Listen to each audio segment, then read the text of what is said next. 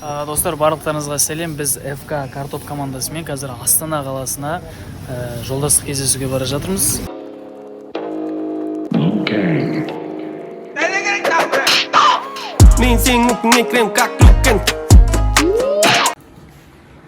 Сөйтіп Астанаға келдік. Біз самолетпен келуіміз керек болды негізінде, бірақ біз видеода олай көрсеткен жоқпыз. Біз поездбен келдік. Бізде жаңағы самолетте рейс атымен болды. Сол себепті поездбен келуімізге ең бастысы бізде шын ниет болды, барамыз, ойнаймыз деген сияқты. Сол себепті келдік, Астанаға келіп орналастық.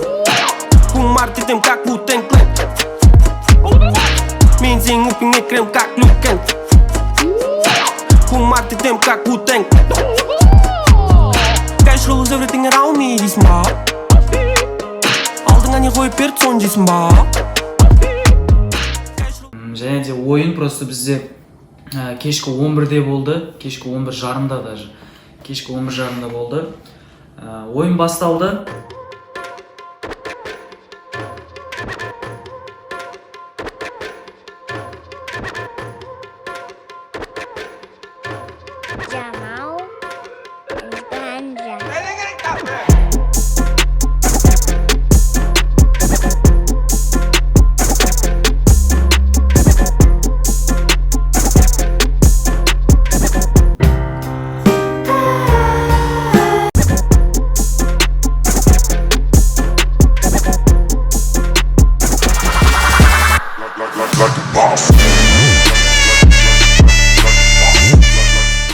Бірінші голды жібергеннен кейін көптеген моменттер болды бізде.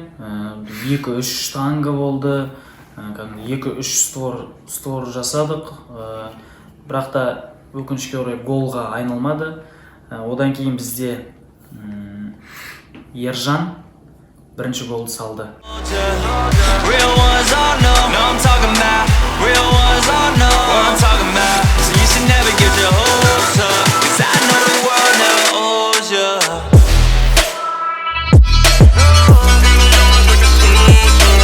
Ассистті өзім бердім. Шот 1-1 болғаннан кейін кішкене балдар расслабонста қалды ма, түсініксіз болып кетті. Артынша 1 гол кірді, оның артынан тағы да 1 гол кірді.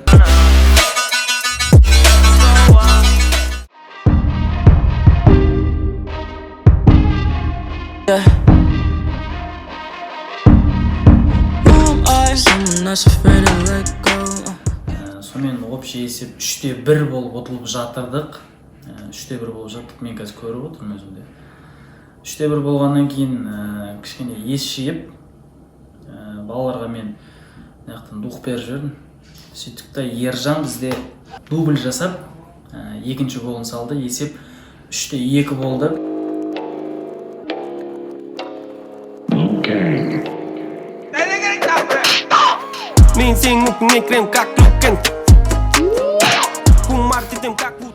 Ойын одан әрі қыза түсті. Негізінде 3-2 1 гол разница деген шот негізінде өте командаларға агрессивті тұрғыда психологически негізі қатты қинап тастайды. Негізінде 1 гол разница деген қойды. Ұтып жатқан команда болсын, ұтылып жатқан команда болсын.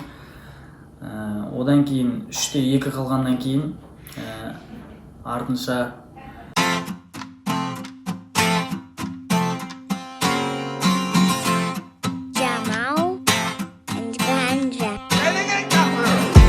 это сенсация, бро. Слышит слева, слышит справа. Знаю свое право, мне не надо карты Тара, чтобы разгадать все тайны этих уебанов. Заново, моя жизнь не плановая, а тебе подавно рано еще думать. Настроение түсіп кетті конкретно. Ойнауға желание кетіп қалды негізінде уже. Мен по идее өзім заменнен шықпай отырдым. Уже 6-2-ден кейін по-любому ұтылдық-ау дедік та. 3-ші голды бізде Джако салды. Қадап тастады ғой, короче.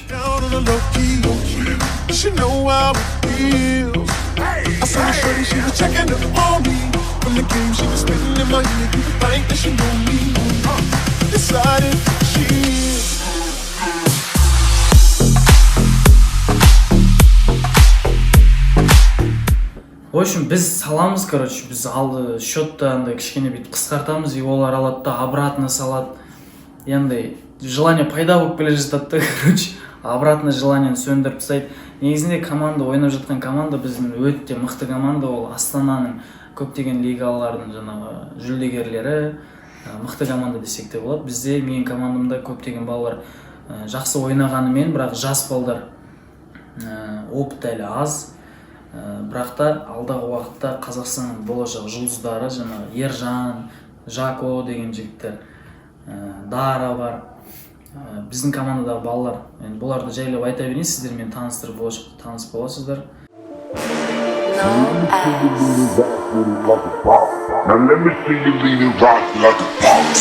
Now let me see you lean and rock with it like a boss. Now let me see. Есеп 7-3. Ойын балалар кішкене андай ашуланып кетті, ашуға салынып, Ержан кішкене аяғын ауыртып алды.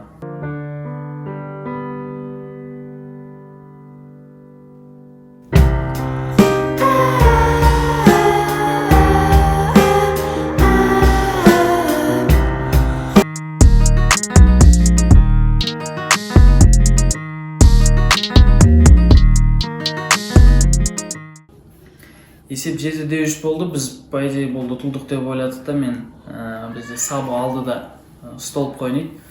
Сөйтті да Сабоны жібердім алдыға. Сөйтті да Сабо ассист қылып есепті 7-4 қылды, короче.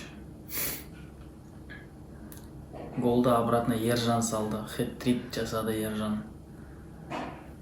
7-3, 7-4 болды уже. Потом қайттан шанс болып келе жатты да, біз 7-5 қылдық.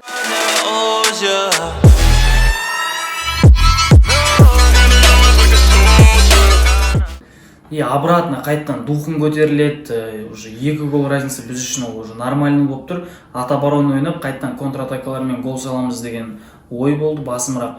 Уже біз ол командадан біліп алдық, біз атака жасаймыз, олар контратакаға бізге салады. И біз олардың тактикасын өзіне қолданып көрдік, негізінде жақсы. 7-5 қылдық сөйтіп счетті. Жако салды голды. 7-5 и обратно қайттан 8-5, 9-5. И судья лезет в карман, вытаскивает красную карточку и показывает Зидану. Бас бьет в грудь, как Зидан. Шуякс! Поприседай, вот, вот так вот, вот так вот, вот так вот. Бас бьет в грудь, как Зидан. Шуякс! Поприседай, вот, вот так вот, вот так вот, вот так вот. Мэн, твоя баба модель, эй, дал ей в рот за Huawei. Жако деген өте жаман қателік жасады. Енді прямой болса да арттан негізінде өйтіп подкат жасауға болмайды. Бірақ та жанып кетті Жако. Өртенбе екінші рет. Есепті 9-6 қылды Ерғазы.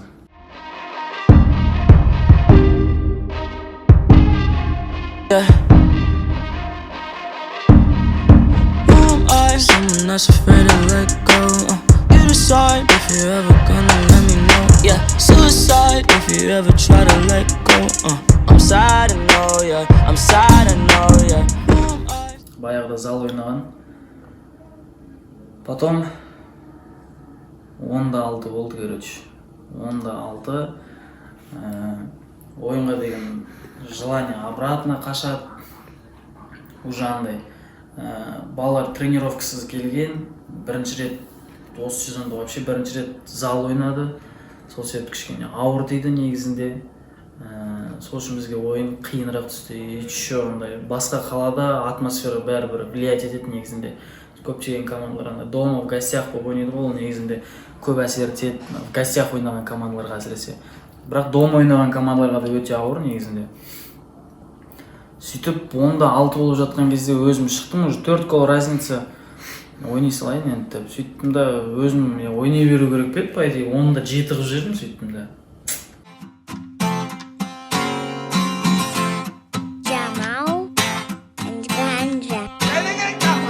Сенсей, это сенсация, бро. Слышит слез. Читать етемін ғой просто. 10-7 қылдық, сөйттік та Ержан деген бізде ойбай не істеді ойын. 4-ші голын салды. Gucci flip-flops, fuck it, hit your bitch in massage. This a big watch, diamonds dripping off of the clock. Pull the 6 out, winter time, dropping the top. Give it to they pussy. страшно салды енді. Есеп 10-8 уже қайтадан 2 гол ойнадыршы. Может, теңестіріп аламыз деген ой қайтадан тұрды. Есеп 10-8. Сөйтіп біздің сондай күшті голға олардан да ответка келді. Просто чирк істей салды. Now let me see you lean and rock like a boss. Now let me see you lean and rock. Вратарь, бізде вратарь айтпақшы өзіміз алып бармадық. Бізде вратарымыз басқа бір себептермен Алматыда қалып қалды. Біз Астана қаласынан бір вратарь шақырдық. Өкінішке орай ол вратарь емес екен, ол игрок екен, оны ойын соңында білдік. Сол сөйтіп есеп 11-8 болды. Бұйырса алдағы уақытта жақсы командалармен ойнап, есемізді аламыз деген ойдамыз.